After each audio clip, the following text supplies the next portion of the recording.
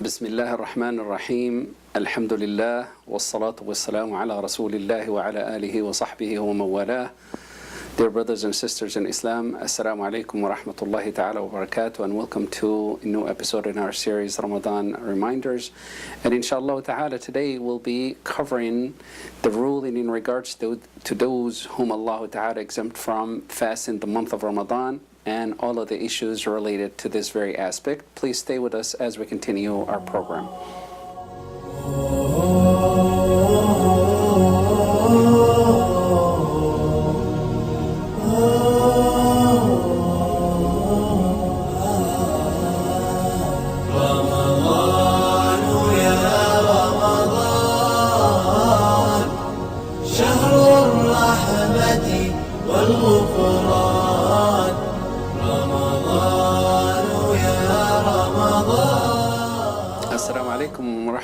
Dear viewers, and welcome back.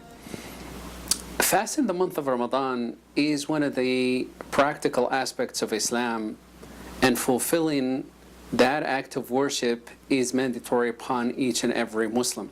However, we will find that Allah subhanahu wa ta'ala exempted few categories from amongst Muslims from fasting the month of Ramadan.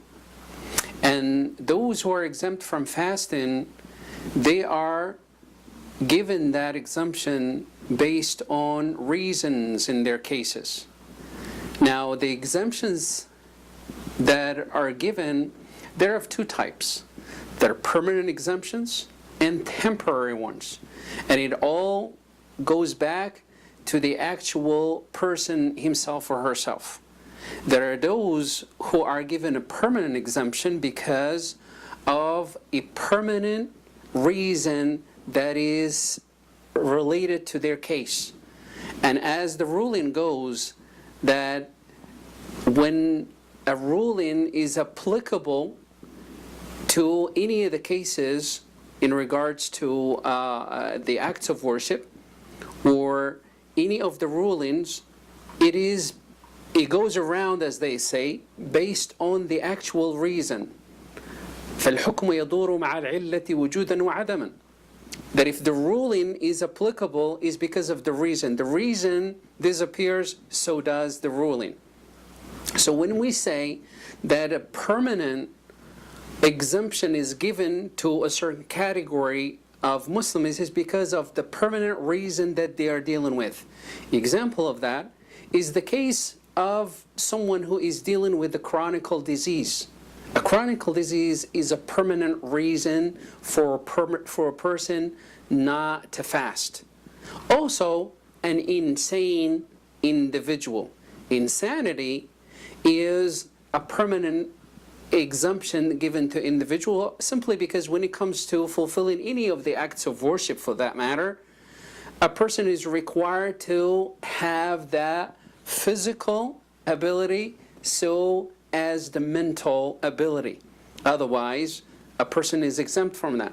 Other than insanity and a chronic disease that would give the individual a permanent exemption from fasting the month of Ramadan, every individual other than that is given a temporary exemption from fasting the month of Ramadan. And that goes to the case of someone who is traveling, the case of somebody who is dealing with a temporary sickness until he or she gets better, and also in the case of women who are in their menses, and also women who are in their postpartum bleeding.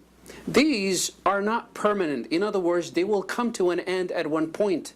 That is why for the individual who is dealing with these cases has that temporary exemption from not fasting the month of Ramadan. Now, when it comes to fasting the month of Ramadan is an obligation.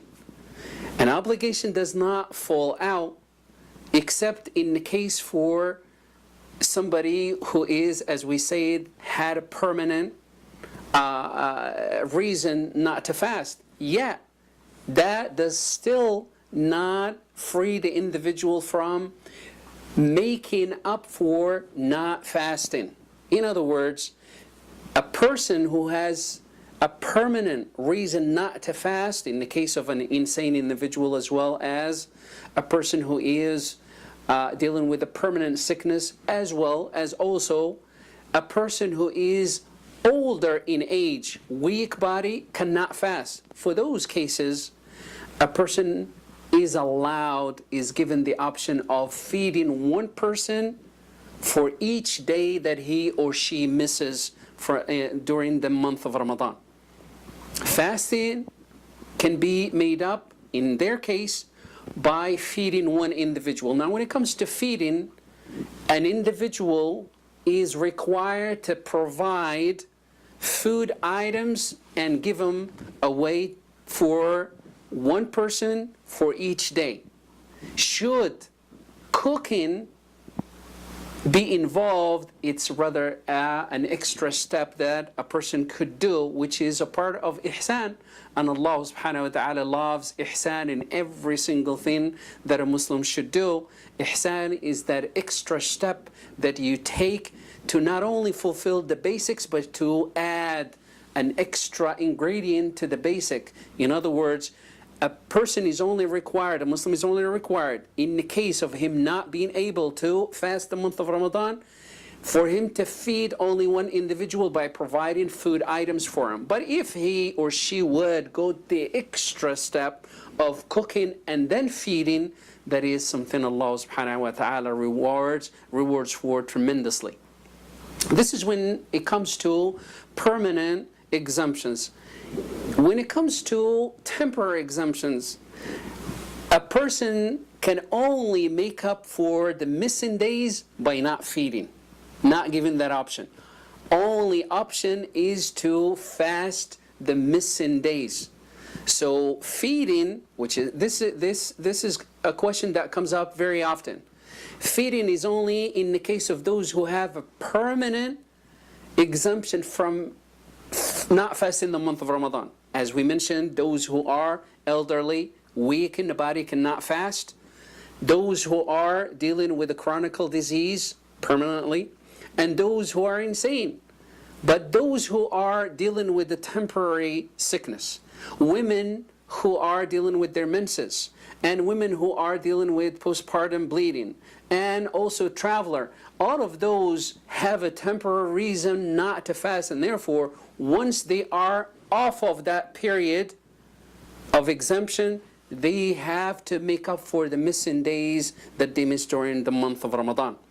In the case of also, and it happens often, to where sometimes women in their menses will also be met with get pregnant, or they will run into so many circumstances that will not allow them to make up for the missing days of this month of Ramadan until the following month of Ramadan catch up with them without making up for the missing days. Or in the case also of women who are in their postpartum bleeding, and they would run into some cases where they would not make up for it either. In any case, if you accumulate the missing days from one month of Ramadan and you don't get to make up for them until the following month of Ramadan comes, it is still not befitting, it's still not permissible to feed instead of fasting. Fasting remains an obligation upon the individual to fast and make up those days who are missed in the month of Ramadan by only fasting them. It remains as a debt to be fulfilled. So just to put that to rest. Now when it comes to making up for the missing days during the month of Ramadan, a question comes, do we have to fulfill them and make up for them in a consecutive way, meaning following day after day? The answer is no. Allah subhanahu wa ta'ala requires from you to fulfill and make up the number, and not in the order that should take place. Rather the number and not the order. And it would be best for an individual to rush towards fasting and making up those missing days immediately after the month of Ramadan, but also make sure that you take advantage of fasting Mondays and Thursdays while you're making up the missing days of the month of Ramadan. Simply that way you combine two rewards and two bounties. One of them is to make up for the missing days, and the second is to fast Mondays and Thursdays because of the reward in fasting those days. Now, last question related to this regard is in regards to those who travel, and what would be best? Would it be best to fast while traveling or break fast while traveling? The answer comes in regards to each and every individual's cases. Because in some cases, breaking fast becomes mandatory. In some cases, it's an optional. And in some cases, it would be best to remain fasting. The first option, and that is for an individual to have to break his fast or her fast. And that is in the case of harm and hardship befalling the individual while traveling during the month of Ramadan. Fasting becomes mandatory, breaking fast rather, in the case of hardship and harm touching the individual, breaking fast becomes mandatory. An incident that happened with Abu Hurairah radiallahu ta'ala anh, he saw a man under the shade of a tree surrounded by too many people.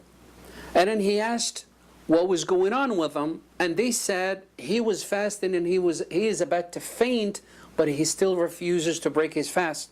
He says, by Allah, if this individual were to die as a result of putting himself in that harm, I would not participate in praying on his janazah, which goes to show the extreme that this individual took in holding on to fasting the month of Ramadan, or rather fasting in general, while he is being in a total harm.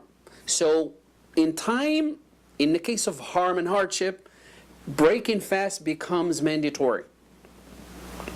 In the case of an individual traveling in a total comfort, no harm is in the way, no hardship in the way, it would be best to fast and not break fast. Why?